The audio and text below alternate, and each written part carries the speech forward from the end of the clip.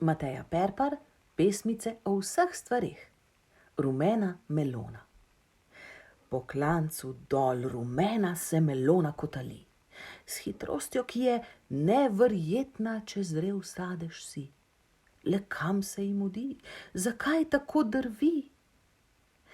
Tu in tam poskoči, kakor da je žoga in bo pravkar dala gol. Če bila bi avto, bi grozil ji karambol.